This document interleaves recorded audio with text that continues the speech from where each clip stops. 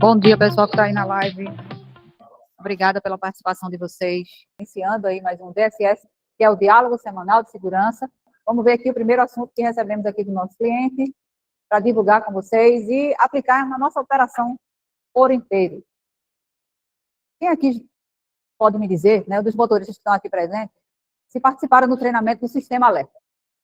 Vocês participaram do treinamento do Sistema Alerta? Sistema Alerta que tem um objetivo de quê? Prevenir e reduzir acidentes. Que é representado por qual figura, Denival? Pirâmide, né? Pela pirâmide. A gente tem uma pirâmide aqui na entrada da empresa, tem uma pirâmide lá na manutenção. E por que existe essa pirâmide? Por que a gente trabalha falando dessa pirâmide? Porque tem um estudo, foi feito um estudo inicialmente por um americano chamado Bird, onde, para cada 600 quase acidentes, 30 acidentes podem ocorrer com lesões, que você tem aquela lesão, mas volta para o trabalho, vai trabalhar normalmente. Da parte amarela da pirâmide para cima, Bird criou, né? De 600 quase acidentes, 30 pode ser daqueles acidentes que a gente que ocorre o evento, mas você volta para trabalhar. 10 são incapacitantes. Se cada 30 ocorrer, 10 vai ser daqueles que você não vai voltar mais para o trabalho.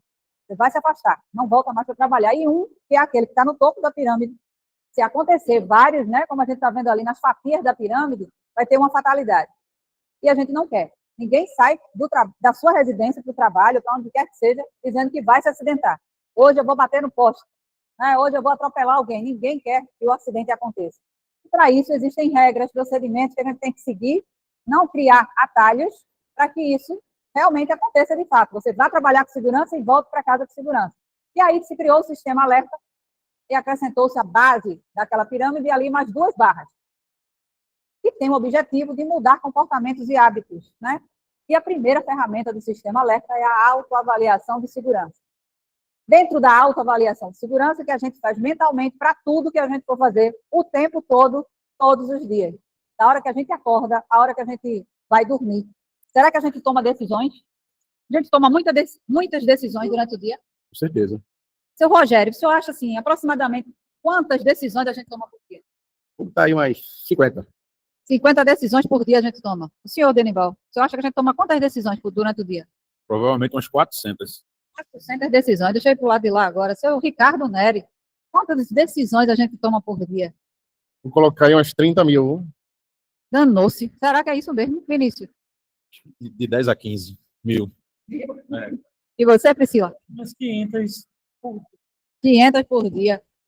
Bem, gente, os estudos aí dos engenheiros que fazem esses acompanhamentos dizem que a gente toma mais de 15 mil, de 15 a 30 mil decisões por dia. Quando a gente toma essas decisões, a gente quer tomar decisões corretas, né? Para que dê tudo certo. Para cada decisão dessa, a gente tem que avaliar. E aí a gente entrega o crachazinho que entregamos aí para vocês no treinamento. E é representado pelo semáforo. A gente vai avaliar primeiro o que você vai fazer, vai analisar se eu vou fazer com segurança e vai agir de forma segura, né? Para que o que você vai fazer passa com todo o procedimento sendo seguido e no final dá certo. Isso é que a gente espera. Então, o semáforo representa a autoavaliação de segurança. Dentro do semáforo, a gente tem que também ter a consciência de, se eu estou vendo que alguém tomei a decisão correta, eu sei tomar a minha decisão correta, mas o outro não está tomando a decisão correta. Aí o que eu tenho que fazer? Intervir. Tenho que fazer uma intervenção para que ele faça a coisa correta, porque eu não quero me acidentar e nem quero que o meu colega se acidente. E talvez ele não esteja percebendo que está fazendo algo onde ele vai se envolver no acidente. Ou envolver outras pessoas, que ainda tem isso também, né? Então, a gente recebeu isso aqui falando sobre o sistema alerta, para a gente ficar sempre alerta nas escolhas seguras que começam antes, né, da gente executar qualquer tarefa. Então, será que a gente conhece o repórter de intervenção? Ele é uma ferramenta simples, essencial para mapear situações de risco, como quase acidente.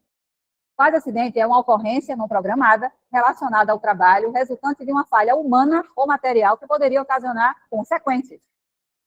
Consequência já é o evento que aconteceu, uma lesão, um dano material, contaminação do meio ambiente, tá? Condição insegura é condição do local que propicia uma situação de risco, uma condição insegura. Quando a gente está na via e tem muitos buracos na via, é uma condição insegura? É uma condição insegura. Mas se eu estou na via, estou vendo o buraco e vou por cima do buraco, isso aí é o quê? Vou passar por cima do buraco na velocidade máxima. É uma condição ou foi um ato inseguro do motorista? um ato inseguro, né, do motorista. Então, a condição insegura é o ambiente e o ato inseguro que a gente está vendo logo aí abaixo é se colocar em uma situação de risco, mesmo tendo conhecimento da postura correta a ser adotada. A gente tem treinamento de que eu preciso ver a distância, pelo menos 15 segundos a distância do meu cenário, identificar aquele risco e me sair dele com segurança. Treinamento a gente passa isso, então eu não vou passar no buraco correndo. Agora, muita chuva hoje, então já alerta vocês aí, ó, redobra a atenção hoje, o dia tá muito carregado aí, né, de chuvas, e a gente precisa manter a velocidade. Qual é a velocidade em chuva? Pista molhada, 55 a de segurança, 60 a máxima. Mas a compatível é quando eu vejo que eu vou passar por um trecho desse, com muitos buracos, vai estar alagado. Eu não sei como é que está a situação da profundidade daquela depressão ali no piso, e aí eu vou mais lento ainda do que a velocidade que a gente determina. Esse daí, aí eu me livrei de algumas situações ali. Me livrei do quadro acidente, porque eu iria passar por uma situação ali complicada. Me livrei da condição insegura que havia e estou praticando um ato seguro, porque eu vi com antecedência aquela situação e me livrei do evento que poderia ocorrer, certo? Mapear essas ocorrências é fundamental para prevenir acidentes, identificar padrões de risco e agir de forma preventiva. Então, a gente viu no início que a gente toma decisões, mais de 30 mil decisões por dia, e para cada uma delas eu tenho que ter o senso prevencionista. Ah, mas eu vou ficar louca ou louco da segurança, tudo eu vou pensar em segurança, ou você faz isso ou você não vai ficar louco, né? Mas você já sabe fazer o correto. É só não criar atalhos, pular os procedimentos, quebrar regras. E todo mundo sabe quais são as regras que vai levar você com segurança para o seu destino e trazer você de volta. Quando compartilhada, todas essas situações que você passa, outras pessoas não vão passar pela mesma situação que você passou. Está falando lá em cima também, ó, quase acidente. O repórter, ele é importante, porque ele vai gerar lições aprendidas e outras pessoas não vão passar pela mesma situação. Continuem reportando os quase acidentes. Façam as intervenções de forma amigável, né? De forma educada, ensinando a outra pessoa, ou explanando para ela que daquela forma ela vai se acidentar, ou vai entrar em uma situação perigosa, ou deixar outras pessoas em situações perigosas, porque isso, a gente está cuidando da nossa segurança e do outro. Você tem que cuidar do outro e deixar ser cuidado também. Porque, às vezes, quando vem uma pessoa para fazer essa intervenção, o outro diz, não se mete. Está querendo ser meu chefe? Está querendo mandar em mim? Eu tenho 20 anos de profissão. Quer agora me ensinar a dirigir. É assim ou não? É assim que acontece. Mas, naquele momento, naquela situação, às vezes você está fazendo, o hábito já estava tão entranhado aí em você que você não percebe. E o outro está querendo te ajudar. Então, escuta primeiro, discute, né? Os dois vão chegar num denominador comum e a gente sabe que todo mundo quer a segurança, a sua e a do outro. Isso é o mais importante, né? Então, que risco poderia ser evitado com um repórter de intervenção bem feito? Vocês acham que a gente pode evitar os riscos se a gente fizer uma intervenção bem feita? Eu acho que sim, né? Você conhece todas as medidas preventivas e que minimizam o que já aconteceu na operação, da operação. Então, eu venho falando com vocês sempre, semanalmente, sobre segurança, sobre regras, sobre as medidas que a gente tem que tomar para zerar os acidentes que a gente teve aí, um carnaval, passamos pelo período do carnaval, e graças a Deus, com 0 acidentes. A gente precisa ainda fortalecer essa visão, esse hábito seguro, esses comportamentos seguros para as violações. Cercas eletrônicas, velocidade, pista seca, velocidade em pista molhada, jornada de trabalho, tudo isso faz parte também de sinais que podem estar surgindo aí, que naquele momento ali o motorista não atingiu a meta que era cumprir o procedimento. E quando esses sinais já começam a aparecer, a gente precisa tratar dos assuntos. Então, a gente vai começar a fazer isso, continuar a fazer. Quando tiver aí um evento que está se sobressaindo, a gente vai trazer para aqui para entender o que está acontecendo. Né? E esses reportes e essas intervenções, a gente precisa da ajuda de cada um de vocês que estão aí na live, aqui presentes, para evitar que o acidente aconteça. Tá? Então, é muito importante saber que dentro do sistema alerta da autoavaliação de segurança existe a intervenção também, que é para evitar que o outro se acidente. Tá certo? Em segurança, a sua liderança faz toda a diferença. Então, quando você, Rogério, está lá no seu carro, quem é o líder da direção naquele momento? Eu. É importante que você, como líder, tenha o hábito e pratique a segurança todos os dias. Com certeza. Vamos ajudar aqui hoje no DSS. Ó, a gente está aqui com o Rogério, minha gente. Motorista aí que está com a gente já há algum tempo. Me dá um exemplo de alguma situação que você percebeu que ia ser um risco e você conseguiu se sair dela. Durante o dia a dia, várias situações, né? A gente às vezes está na via, aí às vezes o colega passa assim, dá tranca na gente para quebrar o retrovisor, colocar a gente fora do acostamento, entendeu? Mas é isso aí. Todo dia tem um assunto diferente. E o que é que você faz para não se envolver no acidente, mesmo que seja o outro? Porque às vezes as pessoas dizem assim, não, mas a culpa é do outro. O acidente aconteceu porque o outro foi o culpado. O que é que a gente vai? Mas vai ter o acidente, de todo jeito. Não é? Vai ser complicado, vai ter que parar, pode ser grave, pode ser leve, mas pode ser fatal também. Não, eu vou ficar aqui, eu vou ficar na minha mão, ele que está invadindo lá do outro lado. Então, o que a gente tem que ter na visão quando o outro está procurando, né, se acidentar? Não, aqui reduz a velocidade, deixa ele se embora. Verifique o cenário completo. Olha o retrovisor de um lado do outro, deixa ele se embora. É importante a gente olhar os retrovisores. Com certeza. Por que você acha que é importante? Porque a gente tem uma moto do lado, uma bicicleta. Pontos cegos, né?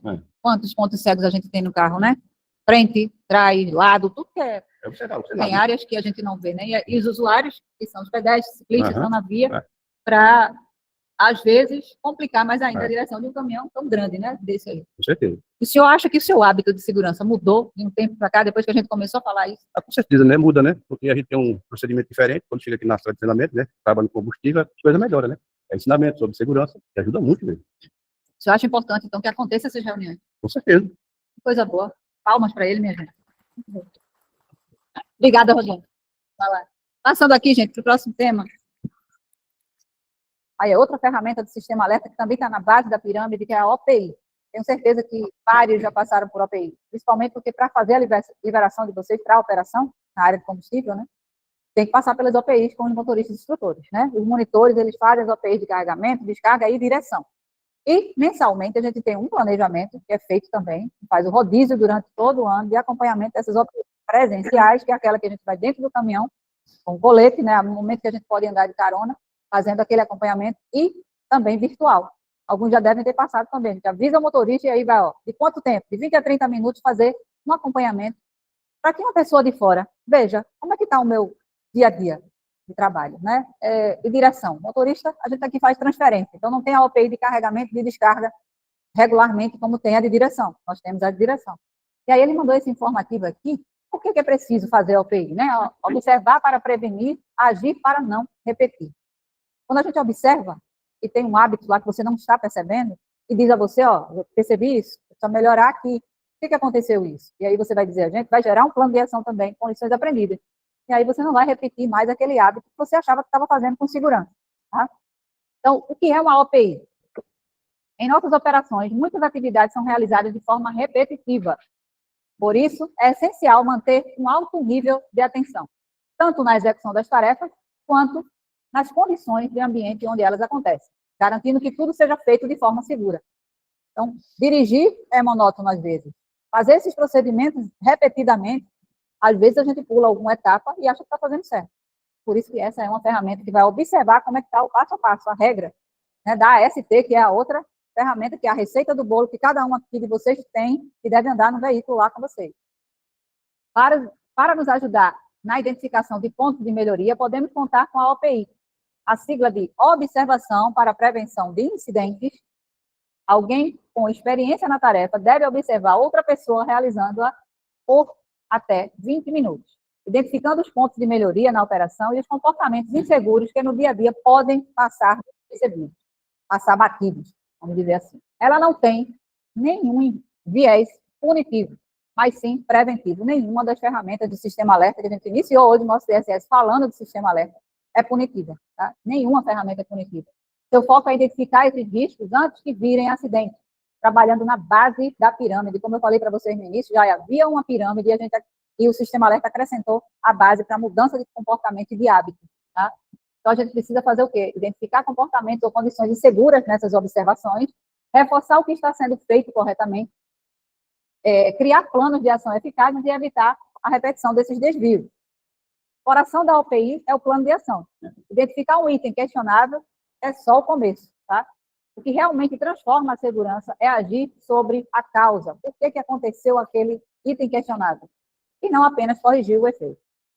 Um bom plano de ação ataca a causa raiz do problema, define responsáveis e prazos claros e efetivos e evita a mesma condição ou ato inseguro que volte a acontecer, tá? Então, toda vez que a gente faz os acompanhamentos das OPIs, a primeira coisa que a gente tem que fazer é falar dos pontos positivos. Eu falo no treinamento do Sistema Alerta que tem várias formas de você ensinar a outra pessoa, ou dizer que ele cometeu um item questionável, que é assim que a gente chama na OPI. Primeiro a gente tem que dizer, tem 40 itens lá na UPI para a gente avaliar. O que é avaliado? Observado, né? O nome da ferramenta é observação. Então, o que é observado na UPI? Se você está numa velocidade compatível, se você está ligando a seta na sua intenção de entradas, se você está com cinto de segurança, se seu celular está desligado, se a sua distância está correta, se você é cortejo no trânsito, se tem paciência, né, com os pedestres, os motociclistas, se é cortejo. E aí a gente precisa dizer para vocês que a maioria das APIs que a gente faz passa de 90% de direção segura. Então, dos 40 itens observados, 90% o motorista ele é profissional, ele segue as regras, ele está atento ao trânsito o tempo todo e a gente precisa que ele continue dessa forma. Mas teve um ou outro item que ele precisa melhorar, e aí é onde a gente vai criar essa plano de ação que foi falado aí. Vai conversar com o motorista, vai elogiar todo o desempenho seguro que ele teve, mas a gente vai corrigir algo, né, orientar que ele não faça mais daquela forma, porque pode ocorrer um acidente, certo? E aí a gente precisa que vocês, toda vez que for abordado, dizer que vai ser feita uma OPI com vocês, que vocês até gostem, né? Acho que todo profissional gosta de receber o feedback. Se ele está indo bem, se ele precisa melhorar em algo. Quando a gente tem esse feedback de uma forma correta, né, bem feita, porque os profissionais que fazem as OPIs, quem é que faz a OPI? Técnico de segurança, coordenador, diretoria, gerente. Então, são pessoas que foram treinadas também no sistema alerta e sabem conduzir essa ferramenta aí da forma de que ele orientou aí. E o principal é o plano de ação para que aquilo ali não aconteça novamente. Agora a gente trouxe um tema que foi um planejamento do nosso plano de controle médico e saúde ocupacional, que é isso, PCMSO. PCMSO é um plano que, durante o ano todo, a gente desenvolve ações, tá? Para que traga também temas sobre saúde, para cada um dos senhores aqui presentes. E hoje a gente tem na programação para falar sobre IST e DST, infecções sexualmente transmissíveis. Esse médico, ele é bem renomado aqui no Brasil, vai falar um pouquinho para a gente aí sobre isso. Prestem bem atenção, tá? Vocês que estão aí na live, aumenta o volume aí para escutar direitinho o que o médico vai falar, e depois a gente dá continuidade ao DSS. Hoje estou com o Drauzio Varela, maravilhoso, dispensa apresentações. E como o cachê dele é super caro, quero aproveitar e vamos falar de várias coisas. A primeira delas é doença sexualmente transmissível.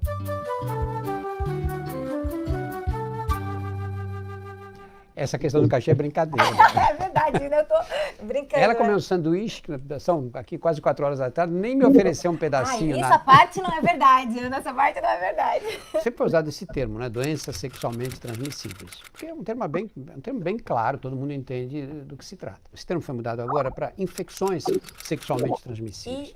ISTs. Por que infecções? Porque, na verdade, você pode ter uma infecção sexualmente transmissível sem ter nenhuma doença aparente naquele momento.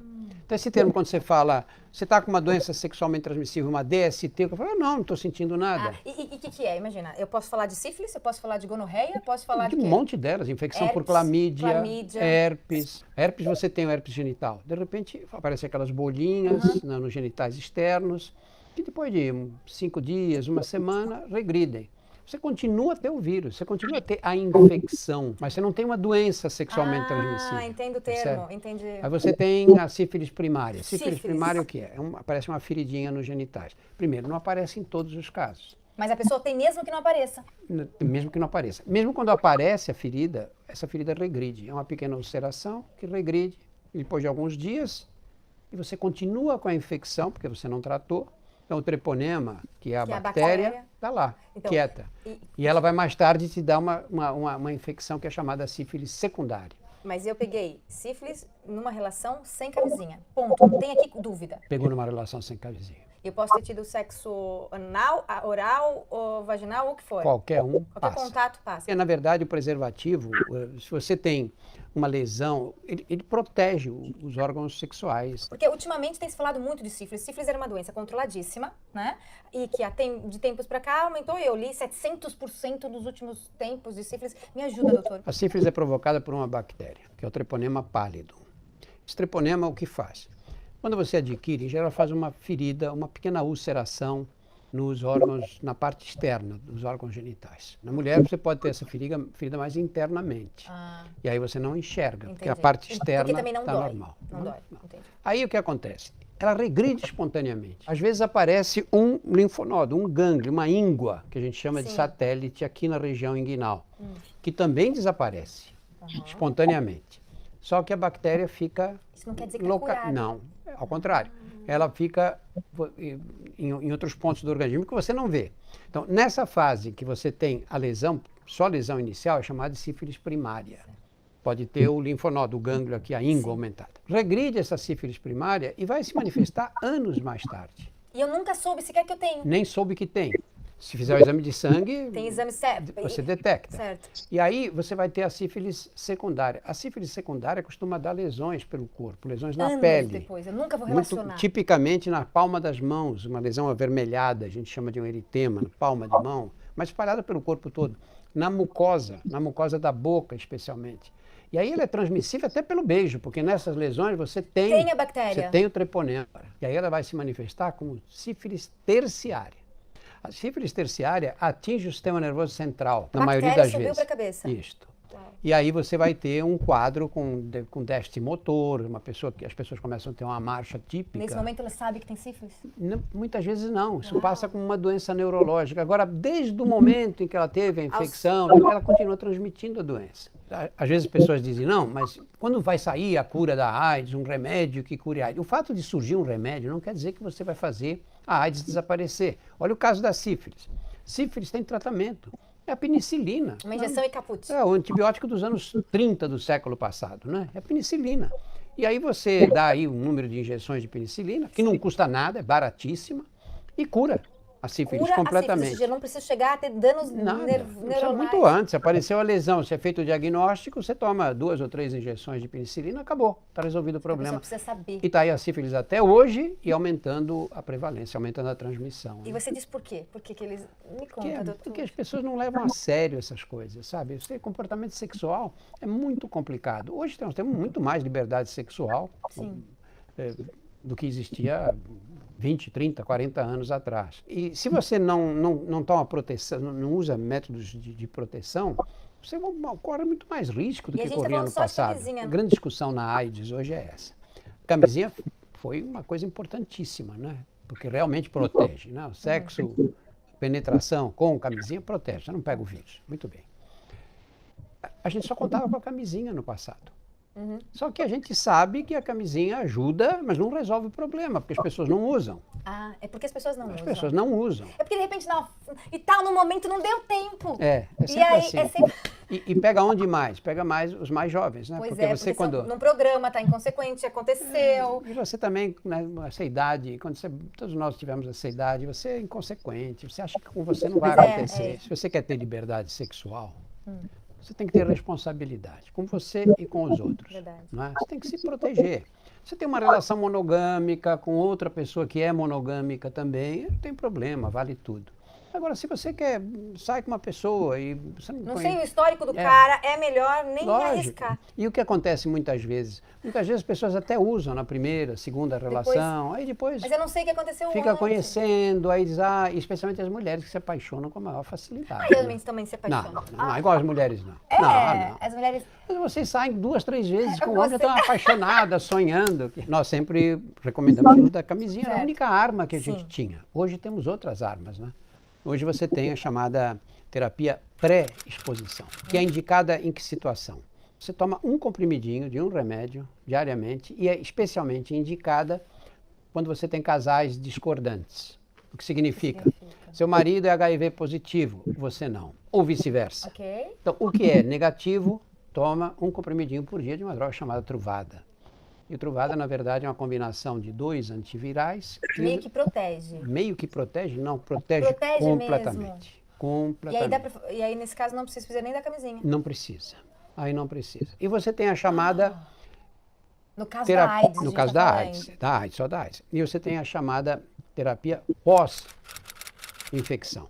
Pós-exposição. No caso do enfermeiro que se picou, por exemplo. Pós-exposição. Ou no caso de você, uma moça solteira...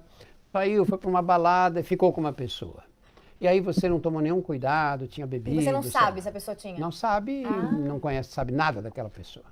E aí você vai ficar grilada com essa única relação que foi mantida desse jeito. Vai à unidade básica de saúde. Era isso que eu ia te perguntar. E pega a medicação que é chamada colonoscopia pós-exposição.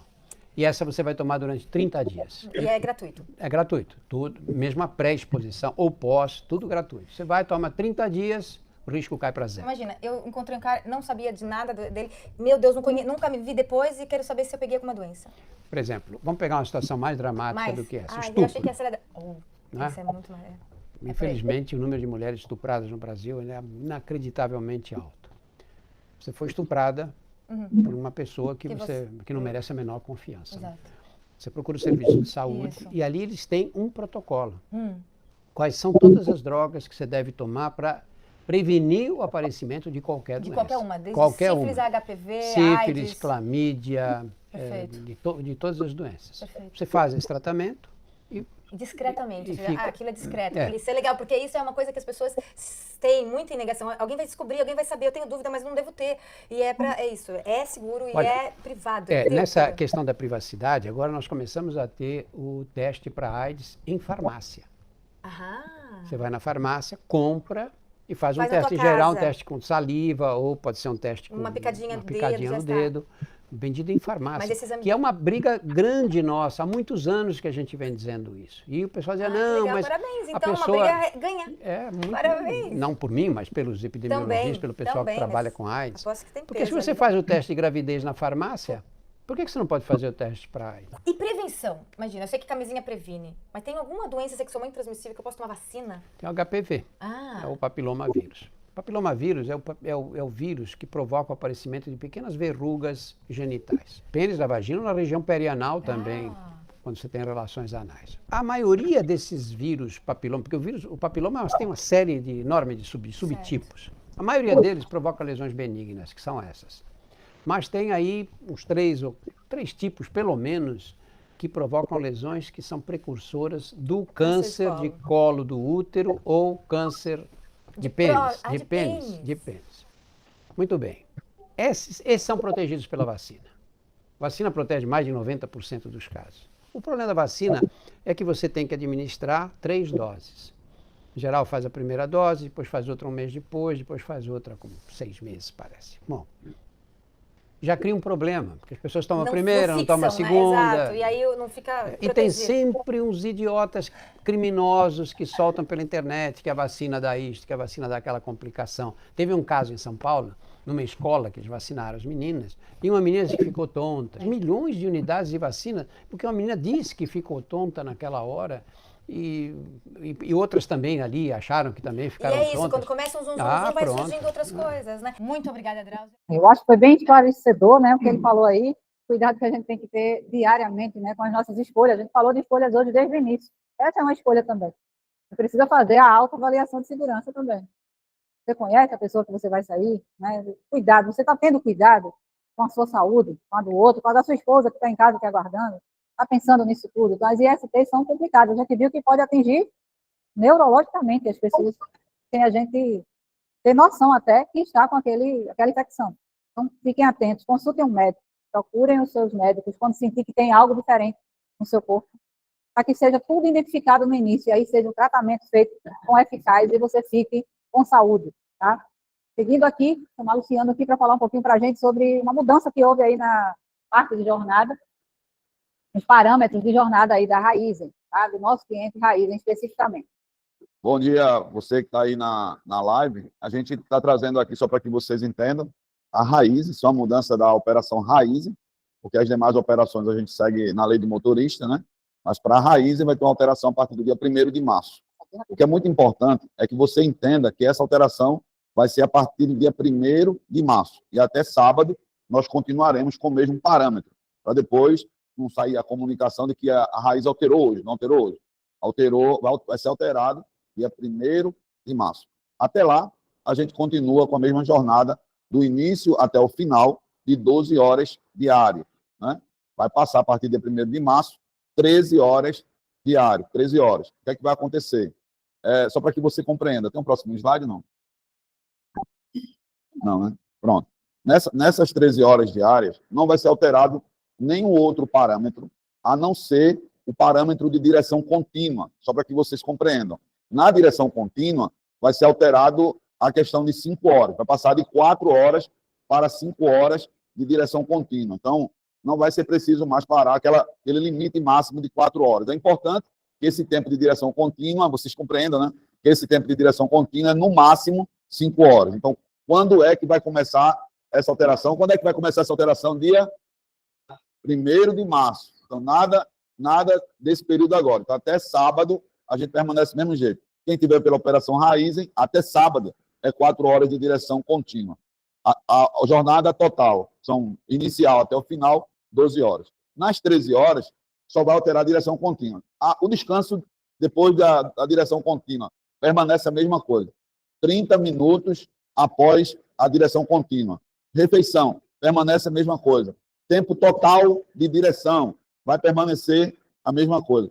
Qual é o ganho? Às 10 horas. Qual é o ganho que nós teremos nesse aumento de 12 para 13?